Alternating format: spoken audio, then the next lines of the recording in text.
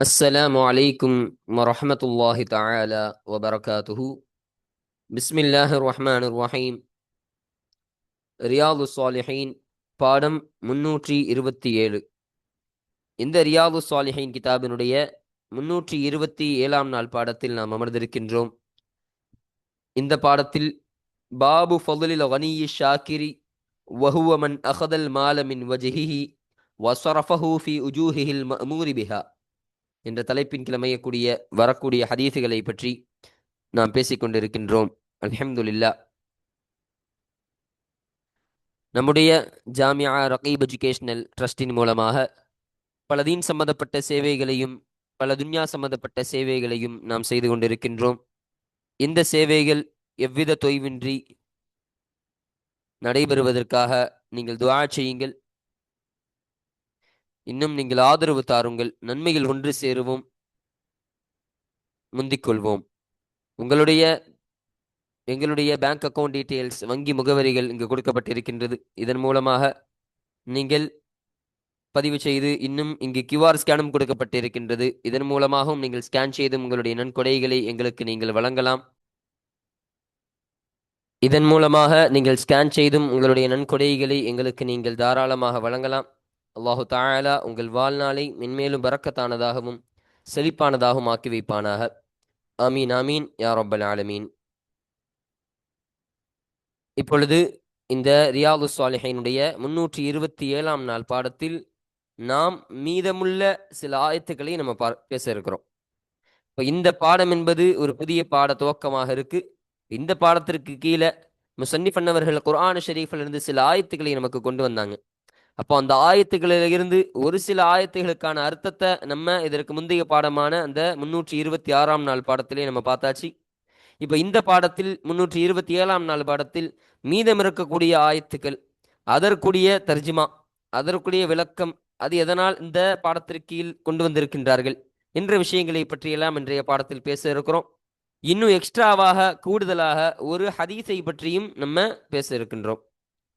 அந்த ஹதீஸில் ரசூலுல்லாஹி ஸல்லல்லாஹு அலைஹி வஸல்லம் அவர்கள் சொல்லும் பொழுது, இரண்டு மனிதர்களின் மீது பொறாமை என்பது கிடையாது. இரண்டு மனிதருடைய விஷயத்துல பொறாமை என்பது இருக்கவே இருக்காது என்று சொல்லி தருவார்கள். ஒன்னு யாருன்னா, யாருக்கு அல்லாஹ் செல்வத்தை வழங்கி அவர் அந்த செல்வத்தை உண்மையின் வழியிலே செலவழித்து கொண்டு இருக்கிறாரோ அப்படிப்பட்ட அந்த மனிதர், இவருக்கும் பொறாமை என்பது கிடையாது. இரண்டாவது மனிதர் யாருன்னா, யாருக்கு அல்லாஹ் அறிவு ஞானத்தை கொடுத்து அவர் அந்த அறிவு ஞானத்தை கொண்டு மக்களுக்கு நல்ல தீர்ப்பு செய்யக்கூடியவராகவும், இன்னும் மக்களுக்கு பல இல்முகளை கற்றுத்தரக்கூடியவராகவும், பல அறிவுகளை கற்றுக் கொடுக்க, பல கல்விகளை கற்றுத்தரக்கூடியவராகவும் இருப்பாரே, அத்தகைய ஒருவர். இந்த இருவரிடத்திலும் பொறாமை என்பது கிடையாது என்பதை ஸல்லல்லாஹு அலைஹி வஸல்லம் அவர்கள் கற்றுத்தரக்கூடிய ஒரு ஹதீஸையும் நம்ம இன்றைய பாடத்தில் பேச இருக்கிறோம். இப்போ இந்த ஆயத்துகளுக்கான தர்ஜிமாவையும் அந்த ஹதீஸிற்கான தர்ஜிமாவையும் நம்ம வாசிக்கும் பொழுது நம்ம முழுமையாக பார்ப்போம். அல்ஹம்துலில்லாஹ். இப்போ நம்ம கிதாபை பார்ப்போம். அப்போ முந்தைய பாடத்தில் இந்த ஃபஅம்மா மன் அத்தா வத்தகா இதுவரையிலுமிருந்து வல சௌஃப யர்லா என்பது வரைக்கும் நம்ம முந்தைய பாடத்தில் முழுமையாக பார்த்தாச்சு. இப்போ இதற்கு அடுத்தபடியாக முசன்னிஃப் அன்னவர்கள் இந்த பாடத்திற்கு தோதுவாக கொண்டு வரக்கூடிய ஆயத்துகளுடைய தர்ஜுமாவை இப்போ நம்ம பார்ப்போம். வகால தஆலா, இன்னும் உயர்ந்த அல்லாஹு தஆலா சொன்னா, இன் துப்து ஸதகாத்தி ஃபனிஅம்மா ஹி وإن تخفوها وتؤتوها الفقراء فهو خير لكم ويكفر عنكم من سيئاتكم والله بما تعملون خبير. صدق الله العظيم என்பதாக அமையக்கூடிய ஒரு ஆயத். இப்போ இந்த ஆயத்திற்கான தர்ஜுமாவை முதலாவதாக பார்ப்போம். இன் துபது சதகாத்தி, நீங்கள் செய்யக்கூடிய தர்மங்களை நீங்கள் வெளியாக்கினால் ஃபனிஅம்மாஹி அது உங்களுக்கு நல்லதாக இருக்கும். வயின் துஃபூஹா வதுஅத்துஹல் ஃபக்ரா, இன்னும் அந்த தர்மத்தை நீங்கள் செய்யக்கூடிய தர்மத்தை நீங்கள் மறைத்து ஏழைகளுக்கு நீங்கள் கொடுக்கக்கூடியவர்களாக நீங்கள் ஆகிருந்தால் ஃபஹுவ அதுவாகிறது கைருல் லக்கும் உங்களுக்கு சிறப்புக்குரியதாக இருக்கும், அது உங்களுக்கு சிறந்ததாக இருக்கும் என்று அல்லாஹ் சொன்னான். இன்னும் வயுகஃபிரு அன்கும், இன்னும் உங்களை விட்டு அந்த தர்மம் என்பது போக்கிவிடும். மின் செய்யாத்திக்கும் உங்களுடைய பாவங்களிலிருந்தும் உங்களை விட்டு போக்கிவிடக்கூடியதாக இருக்கும். வல்லாஹு, இன்னும் அல்லாஹுவே பிமா தஅமலூன ஹபீர், நீங்கள் செய்கின்ற ஒவ்வொன்றையும் அறியக்கூடியவனாக இருக்கிறான், நன்கு அறியக்கூடியவனாக இருக்கிறான் என்பதாக இதனுடைய தர்ஜுமா நமக்கு அமைகின்றது. இப்போ முதலாவதாக இன் துபுது சதகாத் என்பதாக சொன்னாங்க. நீ செய்யக்கூடிய அந்த தர்மத்தை நீ வெளிப்படுத்தி செய்தால் ஃபனிஅம்மாஹி என்பதாக இங்கு நமக்கு சொல்லித் தருகிறார்கள். ஃபனிஅம்மாஹின்னு சொன்னா இமாம் அபு ஜாஃபர் ரதியுல்லாஹு அன்ஹு அன்னவர்கள் தஃப்சீரில் இப்னு கஸீரில் நமக்கு ஒரு விளக்கத்தை சொல்றாங்க. ஃபனிஅம்மாஹி என்பது ஃபனிஅம்ம ஷைஉ ஹிய, இந்த விஷயம் என்பது நல்லதாகிவிட்டது என்ற அர்த்தத்திற்கு வரக்கூடியதாக இருக்கும். இப்போ அப்படிப்பட்ட அர்த்தம் தான் ஃபனிஅம்மாஹி என்பதாக நமக்கு சொல்லித் தராங்க. இன்னும் ஒரு அருமையான தஃப்சீர் இப்னு ஜவுசி என்று சொல்லப்படக்கூடிய இப்னு ஜவுசி ரஹ்மத்துல்லாஹி அலைஹி அன்னவர்களுடைய தஃப்சீர் இப்னு ஜவுசி, அதில் இந்த ஃபனிஅம்மாஹி என்பதற்கு ஒரு 4 லுகத்து, ஒரு 4 அகராதி சொல்லப்படும் என்பதாக சொல்றாங்க. முதல்ல என்னன்னா நிஅம்ம என்பதாக முதலாவது, அடுத்தபடியாக நாஇம்ம, அடுத்தபடியாக நஅம்ம, ஐனுக்கும் மீமிற்கும் ஷத்து வச்சு நஅம்ம, அடுத்து நிஅம என்பதாக இப்படி 4 லுகத்துகள் சொல்லப்படும் அப்படின்னு நமக்கு இப்னு ஜவுசி ரஹ்மத்துல்லாஹி அலைஹி அன்னவர்கள் தன்னுடைய தஃப்சீரில் குறிப்பிடுகிறார்கள். அப்போ ஃபனிஅம்மாஹி என்பது அது நல்லதாக இருக்கும், அது நல்லதாகிவிட்டது என்ற அர்த்தத்திற்கு இது வரக்கூடியதாக இருக்கும் என்பதை விளங்கிக் கொள்ளுங்கள். அடுத்தபடியாக வயின் துஃபூஹா, அந்த சதக்காவை நீங்கள் மறைத்து, வயின் ஏழைகளுக்கு நீங்கள் அதை கொடுப்பீர்கள் என்றால், கொடுக்கக்கூடியவர்களாக நீங்கள் ஆகுவீர்கள் என்றால், ஃபஹுவ, அத்தகையதாகிறது, அது ஹைருல் லக்கும், உங்களுக்கு அது சிறப்பாக இருக்கும். அப்ப நீங்க மறைத்து கொடுக்கறத விட, அதான் உங்களுக்கு சிறப்பாக இருக்கும்னா நீங்க வெளிப்படுத்தி கொடுக்கறதை விட நீங்கள் மறைத்து கொடுப்பது, ஏழைகளுக்கு மறைவான விஷயத்தில் நீங்கள் உங்களுடைய தர்மத்தை வழங்குவது என்பது அது உங்களுக்கு ரொம்ப சிறப்புக்குரியதாக இருக்கும் என்று இங்கு நமக்கு சொல்லித் தருகிறார்கள். அப்போ ஒரு விஷயத்தை விளங்கணும், எதற்காக அல்லாஹ் நல்லதுன்னு சொல்றான். அதாவது நீங்க தர்மத்தை வெளிப்படுத்துறதும், நீங்க தர்மம் கொடுத்ததை நீங்க வெளிப்படுத்துறீங்க, நான் இப்படி ஒரு தர்மம் செய்திருக்கிறேன் என்பதாக மக்களிடத்தில் வெளிப்படுத்துவதை எதனால் அல்லாஹ் நல்லது என்பதாக சொல்கிறானா, 2 காரணத்தை சொல்கிறார்கள் நமக்கு தஃப்சீரில் சொல்லித் தரும் பொழுது. ஒன்று, பிறருக்கு இது ஒரு நல்ல உதாரணமாக இருக்கணும். இப்படி ஒருத்தர் உதவி செய்கிறாரு அப்படின்னு சொன்னா பிறருக்கு இதை பார்த்த உடனே நமக்கு இது ஒரு நல்ல உதாரணமாக எடுத்துக்கொள்ள வேண்டும், நம்முடைய வாழ்க்கையிலும் இது போல உதவிகளை நம்மளும் செய்யணும் அப்படின்ற ஒரு எண்ணம் பிறருக்கு வரும். இது முதல் காரணம். 2வது என்ன, சமூகத்தில் நற்செயல்கள் பரவணும். இப்போ சமூகத்தில் நல்ல செயல்கள்லாம் அப்படி பரவணும், நல்ல நல்ல செயல்களை செய்து கொடுக்கக்கூடிய மக்கள் அப்படி இருந்து கொண்டே இருக்க வேண்டும். எப்போ உதாரணத்துக்கு ஒரு பள்ளிவாசலை கட்டுகிறோம், ஒரு கிணறு அமைக்கிறோம், இப்போ இதெல்லாம் தஃப்சீரில் கொடுக்கக்கூடிய விளக்கங்கள். அப்போ ஒரு கிணறு அமைக்கக்கூடிய, ஒரு பள்ளிவாசல் கட்டக்கூடியது என்பதெல்லாம் ஒரு சமூகம் சார்ந்த ஒரு உதவி. இப்போ ஒருத்தர் பள்ளிவாசல் இப்படி வெளிப்படையாக கட்டி கொடுங்க, யாரோ பள்ளிவாசல் கட்டி கொடுத்துட்டு யார் கட்டினாங்கன்னு தெரிலப்பா, யாரோ வக்ஃப் செஞ்சுட்டாங்க, பேரை வெளிப்படுத்த வேணாம்னு சொல்லிட்டாங்க அப்படிங்கிறத விட எப்படி பள்ளிவாசலை கெட்டுறதை வெளிப்படுத்தலாம், அது நல்லது. ஏன்னா அந்த பள்ளிவாசல் இவர் கட்டி கொடுக்குறான்னு தெரிஞ்ச உடனே மற்றவங்களுக்கு என்ன தோணும், நம்மளும் ஒரு பள்ளி கூட்டு கெட்ட வேண்டும், நம்ம சமூகத்திலும் இது போல பல பொதுநலமான விஷயங்களை செய்யணும். ஒரு கிணறு தோண்டி கொடுக்குறாருன்னு சொன்னால் இது போல பல கிணறுகளை நம்ம உருவாக்கணும், மக்களுக்கு தண்ணீர் எடுப்பதற்கு சுலபமான வழிகளை நம்ம தேடி கொடுக்கணும் என்ற ஒரு எண்ணம் சமூகத்திற்கு வருமா இல்லையா? அப்ப இத்தகைய 2 காரணத்தினால்தான் அல்லாஹ் இங்கு ஃபனிஅம்மாஹி, அது நல்லது என்பதாக சொல்லித் தருகிறான். அதுவே இங்கு அதை விட சிறந்தது, அதுவே நீங்க வெளிப்படுத்தாம நீங்க மறைச்சு நீங்க செய்றீங்க, யாருக்கும் தெரியக்கூடாது. அதான் நம்ம தமிழ்ல சொல்லுவோமா இல்லையா, வலது கை உழுக்கிறது இடது கைக்கு தெரியக்கூடாது அப்படின்னு சொல்லுவாங்க. அப்ப அதே விஷயத்தை அதுபோல ஸல்லல்லாஹு அலைஹி வஸல்லம் மன்னவர்களும் தன்னுடைய ஹதீஸுகள்ல சொல்லியிருக்கிறார்கள். அப்போ நம்ம கொடுக்கிற தர்மம் என்பது யாருக்கும் தெரியாமல் கொடுக்க வேண்டும், அது ரொம்ப சிறப்புக்குரிய, இதை விட சிறப்புக்குரியது என்பதாக அல்லாஹ் சொல்கிறான். அப்ப எதனால ஏன் சிறந்ததுன்னு அல்லாஹ் சொல்கிறான்னு சொன்னா அதுக்கு 2 காரணத்தை சொல்லலாம். முதலாவது, முகஸ்துதி என்பது உண்டாகாது. இப்ப முகஸ்துதினா பிறர் என்ன பார்க்கிறார், நம்மளை ஒருத்தர் பார்த்துட்டு இருக்கிறாருன்னு சொன்னா அவர் பார்ப்பதற்காக நம்ம தர்மம் செய்யக்கூடிய ஒரு நிலையை உருவாக்காது. இப்போ நம்ம மறைச்சிட்டோன்னு சொன்னா, ஒருத்தர் வெளிப்படுத்துறான்னு சொன்னா தான் இந்த விஷயம் வரும். நம்ம வெளிப்படுத்தி செய்யறோம்னு சொன்னா, சரி அவன் நம்மளை என்ன பத்தி பேசுறான்னு பார்ப்போம், அவன் நம்மளை பத்தி என்ன பேசுறான்னு பார்ப்போம், நம்மளை பத்தி அவன் புகழ்ந்து பேசுகிறானா, நம்மளை பத்தி அவன் என்ன எண்ணம் கொள்கிறான் என்பதாக எண்ணக்கூடிய ஒரு நிலையில் இருக்கணும். எதனால, அவன் வெளிப்படுத்துவதன் காரணமாக, அதை வெளிப்படுத்தி செய்யறதுனால. அதுவே அவன் மறைச்சு செஞ்சுட்டான்னு சொன்னா, யார் அந்த தர்மத்தை செய்தார் என்பது தெரியாதுன்னு சொன்னா அவன் அந்த முகஸ்துதிக்கு பைக்கப்பட தேவையில்லை. அப்ப அந்த முகஸ்துதி என்பது உண்டாகாமல் போய்விடக்கூடியதாக இருக்கும். 2வது காரணம் என்னன்னா, ஏழையின் கண்ணியம் என்பது காக்கப்படக்கூடியதாக இருக்கும். அப்போ ஒரு ஏழை இருக்கான்னு சொன்னா, ஒரு பணம் தேவை உடையவர், அந்த பண தேவை உடையவருக்கு அவருக்கு தெரியுது பணம் தேவை இருக்குதுதான், ஆனா அவர் என்ன விரும்புறாரு, ஆனா என்னை சபையில வச்சுலாம் கொடுக்க வேணாம், எனக்கு உதவி செய்ததாக, நான் யார் மூலமாக உதவியை பெற்றுக்கொண்டேன் என்ற விஷயம் யாருக்கும் தெரியக்கூடாதுன்னு அவர் நினைக்கிறார். இப்போ அவருடைய கண்ணியம் பாதுகாக்கப்பட வேண்டும் என்பதாக. இப்போ தெரிஞ்சதுன்னு சொன்னா வெளியெல்லாம் பேசுவாங்க, சரி இவருக்கு என்ன கஷ்டமோ தெரியல, இவர்கிட்ட போய் இவர் காசு வாங்கினா இருப்பா அப்படின்னு சில நபர்கள் ஏளனமாக பேசுவாங்க, சில நபர் சும்மா பரிதாபப்பட்டு பேசுவாங்க. இப்போ இதுபோல நிலைக்கு அந்த ஏழை தள்ளப்படுவதன் மூலமாக அந்த ஏழை சங்கடப்படக்கூடியவராக இருக்கிறார். அப்போ இந்த ஒரு இரண்டு காரணத்தினால்தான் இங்கு அல்லாஹ் சிறந்தது என்பதாக சொல்கிறான். இப்ப எப்படிப்பட்ட சமயத்தில் ஒரு தனிப்பட்ட உதவி இல்ல குறிப்பாக ஏழைகள், விதவைகள், கடன் சுமைப்பட்டவர்கள், இப்ப இது போன்ற நபர்களுக்கெல்லாம் நம்ம உதவி செய்யறது என்பது சாதாரணமா பரம்பரை ஏழை அவருக்கெல்லாம் நம்ம சபையில வச்சு உதவி செஞ்சாலும் அவர் சந்தோஷப்படுவார். ஆனா இது போல திடீர் கடனில் விழுந்தவர், திடீர்னு இருக்கக்கூடிய விதவைகள், இதுபோல தனிப்பட்ட உதவி தேவைப்படக்கூடியவங்க, இவங்களுக்கெல்லாம் ஒரு சபையில வச்சு கொடுப்பதன் மூலமாக அவர்களுடைய கண்ணியம் என்பது அது குறையக்கூடியதாக இருக்கும். அதனால் இப்படிப்பட்ட விஷயத்தெல்லாம் தவறுவதன் காரணமாக தான் இதை அல்லாஹ் மிகச் சிறப்புக்குரியது என்று சொன்னான் இந்த ஆயத்தை என்பதாக நமக்கு இங்கு தப்சீரில் பதிவு செய்து தருகிறார்கள் இப்னு கசீரில். இப்போ இன்னும் சொல்றாங்க, எதனால் ஸல்லல்லாஹு அலைஹி வஸல்லம் அவர்கள் இப்படி சொல்லி இருக்கிறாங்கன்னு சொன்னா, ஸல்லல்லாஹு அலைஹி வஸல்லம் ஒரு ஹதீஸை சொல்லுவாங்களாம். அபூ ஹுரைரா ரலியல்லாஹு அன்ஹு அவர்கள் அறிவிக்கக்கூடிய ஒரு ஹதீஸ். அந்த ஹதீஸ்ல என்ன சொல்லுவாங்கன்னா, கியாமத்துடைய நாளில், அதாவது மறுமை நாளில், நிழலே இருக்காத அந்த நாளில் அல்லாஹ்வுடைய அரிசியினுடைய நிழலில் ஒரு 7 நபர்களுக்கு அல்லாஹ் தரக்கூடியவனாக இருப்பான் என்ற ஒரு பட்டியலை ரசூலுல்லாஹ் சொல்லுவாங்க. அந்த 7 நபர்களை பார்த்து சொல்லுவாங்க. அந்த 7 நபர்களை பார்த்து சொல்லும் பொழுது, ஏழைகளுக்கு மறைத்து நன்கொடை கொடுக்கும் ஒருவர், அவருக்கும் அல்லாஹ்வுடைய அருட்கொடை, அல்லாஹ்வுடைய அந்த நிழலை அவர் பெறக்கூடியவராக இருக்கிறார் என்ற ஒரு ஹதீஸை ஸல்லல்லாஹு அலைஹி வஸல்லம் அவர்கள் சொல்லித்தராங்க. அப்போ ஒரு ஏழைகளுக்கு மறைத்து உதவி செய்யக்கூடியவருக்கும் அல்லாஹ்வுடைய அரிசியினுடைய நிழலுக்கு தகுதியானவராக இருக்கிறார்.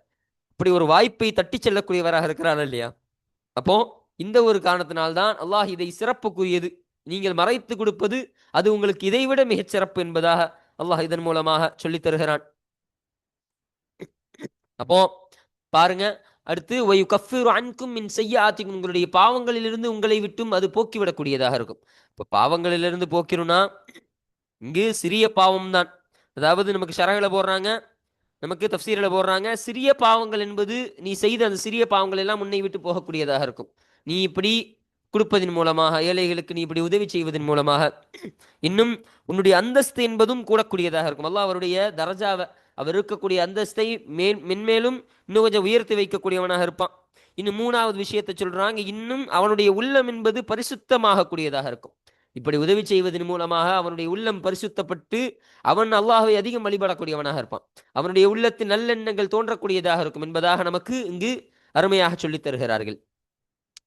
அப்போ இதுதான் இதனுடைய விஷயமாக இது அமைகின்றது. இப்போ ஒரு விஷயத்தை விளங்கணும். இங்கு இந்த ஆயத் என்பது இங்க சொல்லிவிட்டு, அதாவது அல்லாஹ் அவங்களுடைய பாவம் எல்லாம் உங்களை விட்டு அது போக்கிவிடக்கூடியதாக இருக்கும். இன்னும் அல்லாஹு பிமா தஅமலூன கபீர், அல்லாஹ் நீங்கள் செய்யக்கூடிய ஒவ்வொரு காரியத்தையும் அல்லாஹ் மிக அறியக்கூடியவனாக இருக்கிறான். கபீர்னு சொன்னா அலீமை விட பெரிய ஒரு அர்த்தத்தை கொண்டது. அப்ப அலீம்னு சொன்னா அறிந்தவன், அதிகம் அறிந்தவன். கபீர்னு சொன்னா மிக அறிந்தவன், அல்லாஹ் நுணுக்கமாக அறிந்தவன் என்று அர்த்தம் கொடுக்கக்கூடியதாக இருக்கும் கபீர் என்பது. அப்போ அல்லாஹ் நீங்க செய்யக்கூடிய ஒவ்வொரு செயலையும் அறியக்கூடியவனாக இருக்கிறான். அதை அறிந்து அதற்கு தக்கவாறு கூலிகளையும் அல்லாஹ் கொடுக்கக்கூடியவனாக இருக்கிறான் என்பதை இங்கு நமக்கு சொல்லித் தருகிறார்கள். இப்போ இந்த ஆயத்தினுடைய ஒரு சபபுன் நுசூல், இந்த ஆயத்து இறங்குவதற்கான காரணம் என்னன்னு சொன்னா, சையதுனா அபூபக்கர் சித்திக் ரலியல்லாஹு அன்ஹு அன்னவருடைய விஷயத்திலும், உமர் ரலியல்லாஹு அன்ஹு அன்னவருடைய விஷயத்திலும் இறக்கப்பட்ட ஒரு ஆயத்து தான் இந்த ஆயத்து என்பதாக நமக்கு சொல்லித் தருகிறார்கள். நமக்கெல்லாம் தெரிஞ்ச சம்பவம் தான். ஸல்லல்லாஹு அலைஹி வஸல்லம் அன்னவர்கள் இஸ்லாத்திற்காக சில உதவிகளை நாடி சஹாபாக்களத்தில் கேட்ட பொழுது, உமர் ரலியல்லாஹு அன்ஹு அன்னவர்கள் தன்னுடைய சொத்துல இருந்து பாதி சொத்தை தூக்கிட்டு வந்தாங்க. தன்னுடைய செல்வத்திலிருந்து ஒரு பாதி பகுதி செல்வங்களை மொத்தமாக தூக்கிட்டு வந்து கொடுத்துட்டாங்க. யார சொல்லலாம், நீங்களே வச்சுக்கோங்க என்பதாக. ஆனா அபூபக்கர் சித்திக் ரலியல்லாஹு அன்ஹு அன்னவர்கள் என்ன செஞ்சாங்க, அவருடைய சொத்து முழுவதையும் அந்த அபூபக்கர் ரலியல்லாஹு அன்ஹு அன்னவர்கள் இந்த இஸ்லாத்திற்காக இங்க நமக்கு கொடுக்கக்கூடிய அந்த சம்பவத்தில் கொடுக்கக்கூடியவர்களாக இருந்தார்கள் இல்லையா? இப்போ இந்த ஒரு காரணத்தின் காரணமாக தான் இந்த அபூபக்கர் சித்திக் ரலியல்லாஹு அன்ஹு அவர்கள் செய்த இந்த ஒரு காரணத்தை புகழும் காரணமாக தான் அல்லாஹ் இத்தகைய ஒரு ஆயத்தை இறக்கினான் என்ற விஷயத்தை நமக்கு இங்கு அருமையாக சொல்லித் தருகிறார்கள். இன்னும் ஒரு கூடுதல் செய்தி, இந்த ஆயத்துல சையதுனா இப்னு அப்பாஸ் ரலியல்லாஹு அன்ஹு அன்னவர்களும் சையதுனா இப்னு ஜரீர் ரலியல்லாஹு அன்ஹு அன்னவர்களும் ஒரு விஷயத்தை சொல்றாங்க. சதக்கா என்பது மறைத்து கொடுப்பதின் மூலம் 70 மடங்கு நன்மை கிடைக்கக்கூடியதாக இருக்கும். இப்போ ஒரு சதக்கா இருக்கு, சதக்கான்னு சொன்னா சாதாரண தர்மம். அதாவது உங்களுக்கு சதக்கா கொடுக்கறது கட்டாயம் கிடையாது, தர்மம் செய்யறது கடமையானது கிடையாது. இவருக்கு சதக்கா கொடுத்தே ஆகணும், இவருக்கு தர்மம் செய்தே ஆகணும் என்பதாக கடமை ஒன்றும் கிடையாது. அது ஒரு ஃபுதூலான விஷயம், அது நஃபீலான விஷயங்கள்.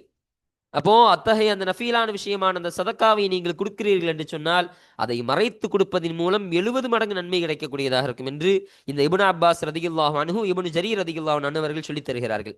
அதுவே ஜக்காத்தை நமக்கு சொல்லும் பொழுது, உன் மீது கடமையாக இருக்கக்கூடிய ஒரு ஜக்காத், அந்த ஜக்காத்தை நீ வெளிப்படுத்தி செய்வதன் மூலமாக தான் உனக்கு 25 மடங்கு நன்மை கிடைக்கக்கூடியதாக இருக்கு என்பதாக சொல்றாங்க. அப்ப ஜக்காத்தை நம்ம வெளிப்படுத்தி செய்யணும், சதக்காவை வெளிப்படுத்தாமல் செய்ய வேண்டும் என்ற ஒரு விஷயத்தை இங்கு நமக்கு கற்பிக்கக்கூடியவர்களாக இருக்கிறார்கள். பாருங்க, அல் பக்ரா 271, சூரத்துல் பக்ராவில் 271வது ஆயத்தாக இந்த ஆயத் என்பது பதிவு செய்யப்படுகின்றது என்பதை சொல்லித்தராங்க. இந்த ஆயத்தானதை முசன்னிஃப் அவர்கள் இந்த பாடத்திற்கு கீழ் கொண்டு வர காரணம் என்ன? இங்கு இந்த ஆயத் இறக்கப்பட்ட காரணமே சையதுனா அபூபக்கர் சித்திக் ரலியல்லாஹு அன்ஹு அன்னவர்கள் செய்த அந்த தர்மம் தான். அவர்கள் தன்னுடைய சொத்து முழுவதையும் அவர்கள் கொடுக்கக்கூடியவர்களாக இருந்தார்கள். அதனால் அவர்கள் நஷ்டப்படவில்லை. அவர்கள் எதனால செஞ்சாங்க? அல்லாஹ்வுடைய பொருத்தத்தை பெறுவதற்காக, அவர்கள் முகஸ்துதிக்காகவோ இல்லை மக்களால் புகழப்படுவதற்காக அவர்கள் செய்யல அந்த காரியத்தை. அல்லாஹ்வுடைய பொருத்தம் என்பது கிடைக்கும் நமக்கு அப்படின்னு ஒரே நீயத்தின் காரணமாக அவர்கள் எடுத்துட்டு வந்து மொத்தமாக கொடுத்தாங்களா இல்லையா? அப்ப இந்த ஒரு கருத்தின் அடிப்படையில் தான் இந்த பாடம் என்பது பேசக்கூடியதாக இருக்கின்றது. அப்ப இந்த கருத்தின் காரணமாக தான் இந்த ஆயத்தினை முசன்னிஃப் அவர்கள் இந்த பாடத்திற்கு தோதுவாக நமக்கு கொண்டு வருகிறார்கள். அல்ஹம்துலில்லாஹ். இப்ப பாருங்க, அடுத்தபடியாக அடுத்த ஆயத்து வகால தஆலா, இன்னும் உயர்ந்த அல்லாஹு தஆலா சொன்னா, லன் தனாலுல் பிர்ர ஹத்தா துன்ஃபிகு மிம்மா துஹிப்பூன் வமா துன்ஃபிகு மின் ஷைஇன் ஃபஇன்னல்லாஹ பிஹி அலீம். இதனுடைய தர்ஜுமா என்ன? லன் தனாலுல் பிர்ர, நீங்கள் நன்மையை அடைந்து கொள்ள மாட்டீர்கள், ஹத்தா துன்ஃபிகு, நீங்கள் செலவழிக்கும் வரை, செலவிடும் வரை, மிம்மா துஹிப்பூன, நீங்கள் விரும்பும் ஒன்றிலிருந்து நீங்கள் செலவிடும் வரை நீங்கள் நன்மையை நீங்கள் அடைந்து கொள்ள மாட்டீர்கள். வமா துன்ஃபிகு, இன்னும் நீங்கள் செலவு செய்ய மாட்டீர்கள், மின் ஷைஇன், எந்த ஒரு விஷயத்திலிருந்தும் செலவு செய்ய மாட்டீங்க, ஃபஇன்னல்லாஹ பிஹி அலீம், அந்த விஷயத்தை நிச்சயமாக அல்லாஹு தஆலா அறியக்கூடியவனாக இருக்கிறான். அப்போ நீங்கள் செய்யக்கூடிய ஒவ்வொரு செலவையும் அல்லாஹ் பார்த்து கொண்டே இருக்கின்றான். நீங்கள் செய்யக்கூடிய ஒவ்வொரு செலவையும் அல்லாஹ் கணக்கிட்டு கொண்டே அதன் மூலமாக உங்களுக்கு அல்லாஹ் நன்மைகளையும் கூலிகளையும் அல்லாஹ் வழங்கக்கூடியவனாக இருக்கிறான் என்பதை நமக்கு இங்கு அருமையாக சொல்லித்தராங்க. இப்போ லன் தனாலுல் பிர்ர, தனாலுடைய அர்த்தம் என்னன்னா நாளை அனாலுலேருந்து வந்து தான் தனாலு. இப்போ தனாலுனா அடைந்து கொள்ள மாட்டீர்கள். அல் பிர்ர, இந்த பிர்ர என்பதற்கு பொதுவாக அமலு சாலிஹ் என்பதாக சொல்றாங்க. ஒரு நல்ல அமல், ஒரு நல்ல அமலை செய்தவராக நீங்கள் உங்களை நீங்கள் பெற்றுக்கொள்ள மாட்டீர்கள் என்று அர்த்தம் கொடுக்கலாம். இன்னும் நமக்கு சொல்லித் தரும் பொழுது நமக்கு இமாம் பெருமக்களான இப்னு மஸ்ஊத் ரலியல்லாஹு அன்ஹு, இப்னு அப்பாஸ் ரலியல்லாஹு அன்ஹு அன்னவர்கள் போன்ற இமாம்லாம் நமக்கு சொல்லும் பொழுது இந்த பிர்ரின் மூலமாக அல்லாஹ் நாடுவது சுவனம் என்று அவர்கள் சொல்லித் தருகிறார்கள். அப்போ இதன் மூலமாக நாட்டம் என்ன? சுவனம், சொர்க்கத்தை அல்லாஹ் இதன் மூலமாக சொல்ல வருகிறான். அப்ப சுவனத்தை நீங்கள் அடைந்து கொள்ள மாட்டீர்கள் நீங்கள் செலவிடும் வரை. எப்படி? உங்களுக்கு பிடித்த ஒன்றிலிருந்து நீங்கள் செலவிடும் வரை. அப்போ ஒரு விஷயத்தை நம்ம விரும்புகிறோம்னு சொன்னா, ஒரு பொருளை நம்ம விரும்புகிறோம், அப்போ அந்த விரும்பிய பொருளை நம்ம செலவு செய்யணும். நம்ம இடத்துல நம்ம பிடிக்காத பொருள் என்ன இருக்குதோ, நம்ம கழிக்கக்கூடிய பொருள், நம்ம தூக்கி போடக்கூடிய, குப்பையில் போடக்கூடிய, நம்ம வீணாக ஆனக்கூடிய கெட்டு போன பொருள், இதுபோல் நமக்கு பிடிக்காத பொருள் எதெல்லாம் இருக்குதோ அதெல்லாம் தர்மம் செய்வதன் மூலமாக நீங்கள் நன்மைகளை பெற்றுக்கொள்ள மாட்டீர்கள், நீங்கள் நல்லதையோ சுவனத்தையோ நீங்கள் பெற்றுக்கொள்ள மாட்டீர்கள் என்று அல்லாஹ் சொல்லித் தருகிறான். அப்போ நமக்கு பிடிச்ச விஷயத்தை செலவு செய்ய வேண்டும். நமக்கே அது விருப்பமானதாக இருக்கும். நமக்கு ஒரு சட்டை புதுசாக எடுத்திருக்கிறோம், அந்த சட்டை நமக்கு ரொம்ப விருப்பமானது, அதை ஒருத்தர் கேட்கிறாருன்னு சொன்னா அதை தர்மம் கொடுக்க நம்ம தயங்கக்கூடாது, அதை கொடுக்கக்கூடிய ஒரு சூழலில் ஆக வேண்டும். அதை தான் அல்லாஹ் இந்த ஆயத்தின் மூலமாக சொல்லி தருகிறான். இன்னும் வமா துன்ஃபிகு மின் ஷைஇன், இன்னும் எந்த ஒரு விஷயத்திலிருந்தும் நீங்க செலவு செய்யறதில்லை. அதாவது உங்களுக்கு கொடுத்த எல்லா விஷயமுமே, இதனுடைய தஃசீர்ல சொல்லும் பொழுது அல்லாஹ் உனக்கு எதை கொடுத்திருக்கிறானோ அதுதான். இப்போ அந்த விஷயத்துல தான் நீ செலவு செய்யற. நீ சம்பாதிச்சதோ இல்லை இந்த உலகத்தில் நீ வந்த பொழுதே கொண்டு வந்ததோ, இப்படி உன்னுடைய பரம்பரை சொத்துல இருந்தெல்லாம் நீ கொடுக்கலப்பா. உன்கிட்ட இருக்கக்கூடிய எல்லா செல்வமும் அல்லாஹ்விற்கு சொந்தமானது, அதுல இருந்து தான் நீ செலவழிக்கக்கூடியவனாக இருக்கிறாய், வேற எதுல இருந்தும் நீ செலவழிக்கல என்பதை அல்லாஹ் இதன் மூலமாக சொல்லித் தருகிறான். ஃபஇன்னல்லாஹ பிஹி அலீம், இன்னும் நீ செய்யக்கூடிய அந்த செலவை கொண்டு நிச்சயம் அல்லாஹு தஆலா அறியக்கூடியவனாக இருக்கிறான். நீ என்னென்ன செலவு செஞ்ச, எந்த காரியத்துக்கு நீ செலவு செஞ்ச, ஹலாலான முறையில் செய்தாயா இல்லை ஹராமான முறையில் நீ செய்தாயா என்பதை பார்த்து அல்லாஹ் அதற்கான கூலிகளையும், நீ அப்படி ஹராமான காரியத்தில் செய்திருந்தா அதற்கான தண்டனையும் அல்லாஹ் தரக்கூடியவனாக இருக்கிறான் என்பதை நமக்கு இங்கு அருமையாக சொல்லித் தருகிறார்கள். அப்போ இந்த ஆயத் என்பது இந்த பாடத்திற்கு தோதுவாக அமைவதற்கு காரணம் என்னன்னு சொன்னா, இங்கு முஸன்னிஃப் அவர்கள் இங்க ஒரு விஷயத்தை பார்க்கும் பொழுதும் என்னது, நீ பிடித்த ஒரு விஷயத்தை செய்வதன் மூலமாக தான் நீங்கள் சுவனத்தையே அடைந்து கொள்ள முடியும் என்று அல்லாஹ் சொல்லித் தருகிறான். அப்படி என்றால் அல்லாஹுடைய பொருத்தம் என்பது நீ பிடித்த ஒரு விஷயத்தில் இருக்கக்கூடியதாக இருக்கு. நீ வெறுத்த விஷயத்தை நீ தர்மம் செய்வதன் மூலம் அல்லாஹ் திருப்தி கொள்ளக்கூடியவனாக இல்லை. நீ பிடித்த ஒரு விஷயத்தை செய்வதன் மூலமாக அல்லாஹ் சந்தோஷப்படக்கூடியவனாக இருக்கிறான். அதனால் அல்லாஹுடைய பொருத்தத்தின் பால் நீ அந்த உதவியை நீ செய் என்று ஒரு விஷயத்தை அல்லாஹ் இந்த ஒரு ஆயத்தின் சொல்லி வருவதன் மூலமாக தான் இந்த முஸன்னிஃப் அவர்கள் இந்த ஆயத்தினை இந்த பாடத்திற்கு தோதுவாக நமக்கு கொண்டு வந்திருக்கின்றார்கள். இன்னொரு விஷயத்தை சொல்றாங்க, இந்த ஆயத்தினுடைய சபபு நுசூல், அதாவது இந்த ஆயத்து இறங்கிய காரணம் என்னன்னு சொன்னா, சையதுனா அபூ துல்ஹா ரலியல்லாஹு அன்ஹு அன்னவருடைய ஒரு சம்பவத்தின் காரணமாக இறங்கப்பட்டது. அது என்ன சம்பவம்னா, அபூ துல்ஹா ரலியல்லாஹு அன்ஹு அன்னவர்களுக்கு பைரஹா என்ற ஒரு நல்ல ஒரு தோட்டம் இருந்துச்சு. ஒரு அருமையான ஒரு தோட்டம், ஒரு மிகப்பெரிய ஒரு தோட்டம். இந்த அபூ துல்ஹா ரலியல்லாஹு அன்ஹு அன்னவர்கள் இந்த அரபு மக்களிலேயே ஒரு பணக்காரர்களிலிருந்தும் ஒரு பணக்காரங்க, நல்ல வசதி படைத்தவர்கள். அவர்களுக்கு இப்படிப்பட்ட எக்கச்சக்கமான தோட்டத்தில் ஒரு பைரஹா என்ற தோட்டம் இருந்துச்சு. அந்த பைரஹா என்ற தோட்டம் தான் அவங்களுக்கு ரொம்ப விருப்பத்திற்குரிய தோட்டமாக அந்த தோட்டம் என்பது அமையக்கூடியதா. எந்த அளவுக்குன்னு சொல்றாங்கன்னா, அந்த பைரஹா தோட்டம் என்பது அபூ ஹுரைரா ரலியல்லாஹு அன்ஹு, அபூ தொல்ஹா ரலியல்லாஹு அன்ஹு அவங்களுக்கு மட்டும் ரொம்ப விருப்பமானது கிடையாது. ஸல்லல்லாஹு அலைஹி வஸல்லம் அன்னவர்களுக்கு ரொம்ப விருப்பமாக இருந்துச்சு. எந்த அளவுனா, அந்த தோட்டம் என்பது ஒரு பள்ளியாசலுக்கு அருகாமையில் இருக்கக்கூடியதாக இருக்குமா, ஒரு பள்ளிக்கு அருகாமையில்.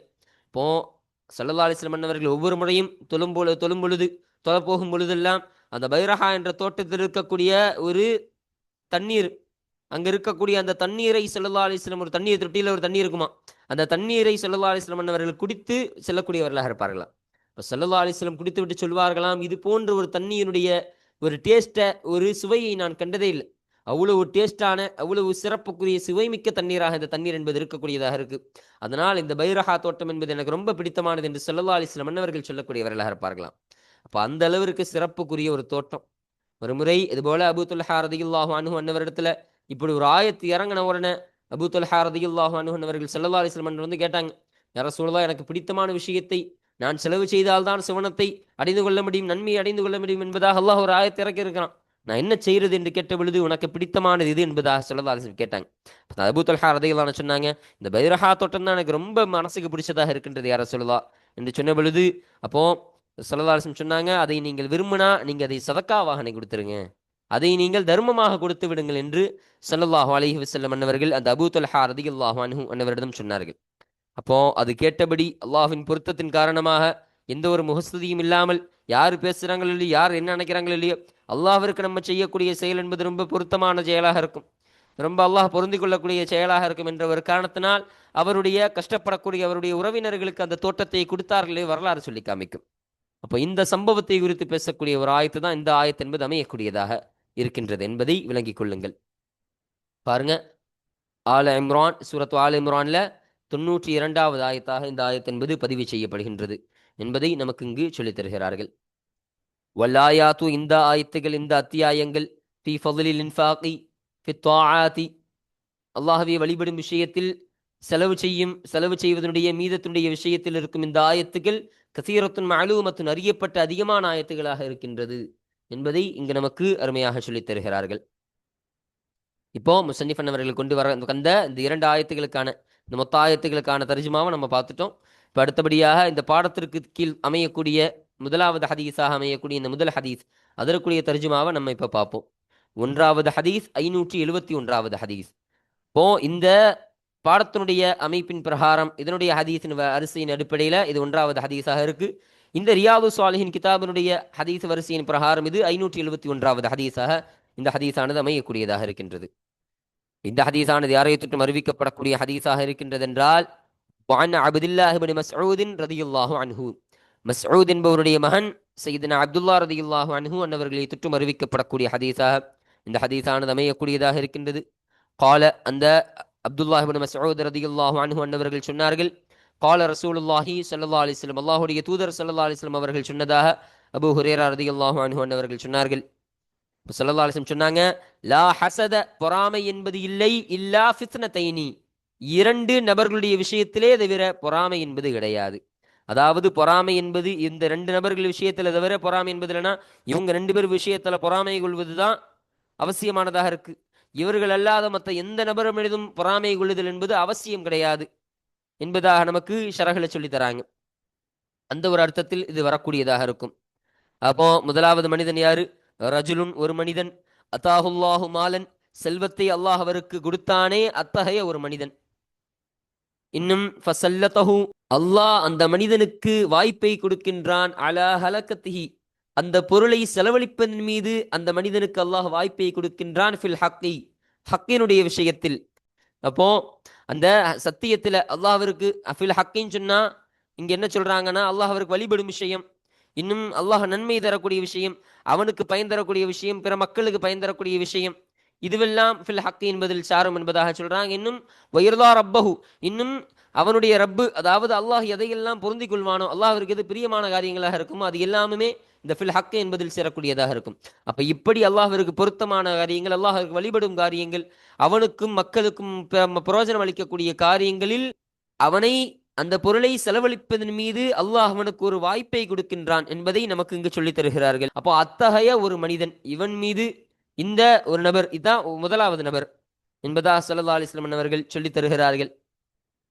இன்னும் இரண்டாவது நபர் ரஜுலுன், இன்னும் ஒரு நபர் அத்தாஹுல்லாஹு ஹிக்மத்தன், அறிவு ஞானத்தை அல்லாஹ் அவருக்கு கொடுத்தானே அத்தகைய ஒரு மனிதர்.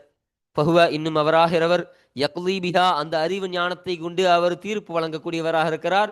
வயுஅல்லிமுஹா, இன்னும் அந்த அறிவு ஞானத்தை கொண்டு அவர் பிற மக்களுக்கு கற்றுத்தரக்கூடியவராகவும் இருக்கிறார் என்பதை இங்கு நமக்கு சொல்லித் தருகிறார்கள். அப்ப அந்த அறிவு ஞானம், அதை கொண்டு மக்களுக்கு நீதமான முறையில் அவர் தீர்ப்பளித்து அதன் மூலமாக மக்களை ரோஜனம் அளிக்கக்கூடியவராக இருப்பார், நீதம் அளிக்கக்கூடியவராக இருப்பார். இன்னும் மக்களுக்கு அதை, அந்த அறிவு ஞானத்தை கொண்டு பல அழிமுகளை, பல கல்விகளை கற்றுத்தரக்கூடியவரும் அவர் இருப்பார் என்பதை இங்கு நமக்கு அருமையாக சொல்லித் தருகிறார்கள். பாருங்க, அப்போ இந்த ஹதீஸ்ல ஒரு விஷயம் வழங்கணும். மொத்தம் பொறாமை என்பது இந்த உலகத்துல 2 பொறாமை என்பது இருக்கு. ஒன்னு ஹசது, இன்னும் ஹிபுத்தா என்று சொல்லப்படக்கூடிய பொறாமை. இப்போ இந்த ஹசது என்பது ஒரு ஹராமான ஒரு பொறாமை. அதாவது தன்னுடைய சகோதரிடம் இருக்கும் நன்மை அது தனக்கு கிடைக்குதோ இல்லையோ அவனுக்கு கிடைக்கக்கூடாது என்று நினைக்கக்கூடிய ஒரு சூழல் இருக்குமா இல்லையா? ஒரு ஒரு சகோதரன், அதாவது தன்னுடைய சகோதரனோ இல்லை ஏதோ ஒரு நபர், அந்த நபருக்கு ஒரு நன்மை இருக்குன்னு சொன்னா அது அவனுக்கு கிடைக்கக்கூடாது, எனக்கு கிடைக்குதோ இல்லையோ அது அவனுக்கு கிடைக்கவே கூடாது என்பதாக ஒரு எண்ணம் கொள்வானா இல்லையா? இதுதான் ஒரு பொறாமை. அப்ப இந்த ஹசது, இந்த ஒரு ஹசது என்பது ஹராமான ஹசது என்பதை இங்க நமக்கு சொல்லித்தராங்க. இது முதலாவது. ரெண்டாவது என்னன்னா கிபுத்தா என்று சொல்லப்படக்கூடிய ஒரு பொறாமை. அது ஒரு ஹலாலான ஒரு பொறாமையாக இருக்கும். எப்படின்னு சொன்னா, ஒருவன் இன்னொருடைய நன்மையை ஆசை கொள்வான், ஆனால் அது அவனை விட்டு நீங்க வேண்டும் என்று நினைக்க மாட்டான். அவன் இருக்கக்கூடிய ஒரு நன்மை, ஒரு நன்மையான காரியம் இருக்குது, அந்த காரியம் என்பது எனக்கும் கிடைக்கணும், நானும் அந்த நன்மையை பெற்றுக்கொள்ள வேண்டும் என்ற ஒரு ஆசையும் அவன் படுவான். அதே நேரத்தில் அந்த நன்மை அவனை விட்டும் போயிடக்கூடாது, அவனுக்கும் அந்த நன்மை கிடைக்கணும், எனக்கும் கிடைக்கும் என்பதாக அவன் மீது பொறாமை இல்லாமல் ஒரு பொதுநலத்தோடு சிந்திப்பானே, இப்படிப்பட்ட சிந்தனைக்கு தான் கிபுத்தா என்று சொல்வார்கள். இத்தகைய ஒரு பொறாமை. இப்போ ஸல்லல்லாஹு அலைஹி வஸல்லம் அன்னவர்கள் இந்த இடத்துல இத்தகைய பொறாமையை சொல்லித் தருகிறார்கள். ஹசது என்ற அந்த ஹராமான பொறாமை கிடையாது, கிபுத்தா என்ற பொறாமை வைப்பதற்கு இந்த 2 நபர்கள் தான் தகுதி. இந்த 2 நபர்களை தவிர வேறு யாரின் மீதும் அந்த கிபுத்தாவை வைக்க முடியாது என்பதை சொல்லித் தருகிறார்கள். அப்ப செல்வத்தை கொடுத்த ஒரு ஆள், அப்ப செல்வத்தை அல்லாஹ் கொடுத்த அந்த செல்வத்தை நல்ல வழியிலேயே அவர் செலவழிக்கக்கூடியவராக இருக்கிறார். அத்தகைய ஒரு நபரை பார்த்து பொறாமை கொள்ளலாம். சே, அவருக்கு அல்லாஹ் இவ்வளவு செல்வத்தை வழங்கி அவர் எப்படி நல்ல காரியத்தில் செலவிடக்கூடியவராக இருக்கார் பார், சே நமக்கும் இப்படிப்பட்ட ஒரு பாக்கியம் கிடைக்கும் என்பதாக சொல்லி அவர் மீது பொறாமை கொள்ளலாம். ரெண்டாவது, அவருக்கு நல்ல அறிவு ஞானத்தை கொடுத்து அவர் அந்த அறிவு ஞானத்தை வேஸ்ட் ஆக்காம, அதை வீணாக்காமல் எப்படி அதன் மூலமாக மக்களுக்கு நீதமான முறையில் தீர்ப்பளிக்கிறார், அதன் மூலமாக பிற மக்களுக்கு அதை கொண்டு கல்வி கற்றுக் கொடுக்கக்கூடியவராகவும் இருக்கிறார்.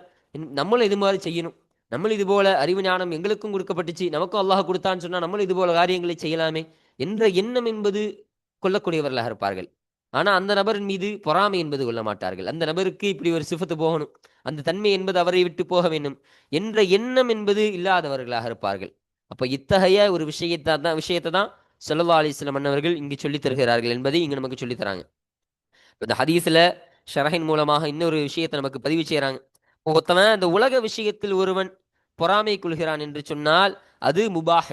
அப்போ உலக விஷயம்னா உலகத்தில் இருக்கக்கூடிய, அதாவது இந்த உலகத்துல ஒருத்தவன் நல்லபடியாக அவன் வாழ்றான், அதாவது நல்லபடியாக அவன் செலவீனங்களை செய்து ஏழைகளை என்ன செய்ய வரான், ஏழைகளை நல்லபடியாக அவன் உதவி செய்து ஏழைகளுக்கு நல்ல தோதுவாக அவன் நடந்து கொள்கிறான் என்று சொன்னா இது ஒரு உலகத்தில் இருக்கக்கூடிய காரியம்தான். அந்த உலக விஷயத்தில் ஒருவன் இப்படி பொறாமை கொள்வது அவனுக்கு அனுமதி, முபாஹ் என்பதாக நமக்கு சொல்லித்தராங்க.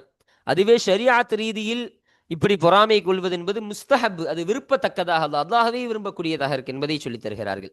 இப்போ ஷரியாத் ரீதியாக ஒருத்தவன் பொறாமை கொள்றான், ஒருத்தவர் இந்த உலகத்தில் பயங்கரமா நல்ல குர்ஆன் ஓதுறார், நல்ல கிராத்தோட குர்ஆன் ஓதுறாரு, அவரை பாத்திரம் பொறாமறோம், சே இவ்வளோ அழகா ஆற்றலோட குர்ஆன் ஓதுறாரு, நமக்குன்ற ஆற்றல் இருந்துச்சுன்னு சொன்னா நம்மளும் இது போல அருமையான குர்ஆனை நம்மளும் ஓதலாமே அப்படின்னு ஒருவர் ஆசை கொள்றாருன்னு சொன்னா, அப்போ இப்படி ஷரியாத் ரீதியில் ஒருவர் ஆசை கொள்வது அது முஸ்தஹப், விருப்பத்தக்கதாக இருக்கின்றது, அல்லாஹ்வே அதை விரும்பக்கூடியவனாக இருக்கிறான் என்பதை நமக்கு இங்கு ஷரஹில் அதிகமாக அதை நல்லபடியாக கற்றுத் தருகிறார்கள்.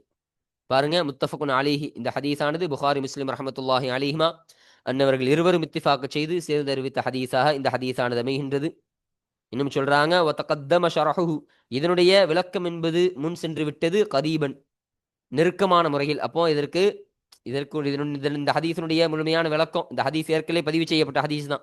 இப்போ இதனுடைய முழுமையான விளக்கம் இப்போதான் பக்கத்துல, கரீபன்னா இப்பொழுதுதான், நெருக்கமாக தான் இப்பொழுதுதான் இந்த ஹதீஸ் என்பது, அதனுடைய ஷரஹ் என்பது முந்தி சென்றது என்பதை இங்கு நமக்கு அருமையாக சொல்லித் தருகிறார்கள். அல்ஹம்துலில்லாஹ். இப்போ இன்றைய பாடத்தில் இந்த பாடத்திற்கு தோதுவாக அமையக்கூடிய, இறுதியாக அமையக்கூடிய இந்த ஆயத்துக்கள், இந்த ஆயத்துக்களுக்கான தர்ஜுமாவையும் நம்ம முழுமையாக பார்த்தோம், அதற்குரிய விளக்கங்களையும் பார்த்தோம். அடுத்தபடியாக இந்த முதலாவது ஹதீஸாக அமையக்கூடிய இந்த ஹதீஸிற்கான தர்ஜுமாவின் விளக்கங்களையும் முழுமையாக பார்த்து இன்றைய பாடத்தை நாம் நிறைவு செய்து விட்டோம். அல்ஹம்துலில்லாஹ். இப்போ இன்ஷா அல்லாஹ் அடுத்த பாடத்தில் இந்த 572வது ஹதீஸை உரித்த செய்தி, அதில் சொல்லப்படக்கூடிய விஷயங்களை பற்றி இன்ஷா அல்லாஹ் நம்ம அடுத்த பாடத்தில் நாம் பேசுவோம். வாஹிர் தஅவானா அனில் ஹம்துலில்லாஹி ரப்பில் ஆலமீன்.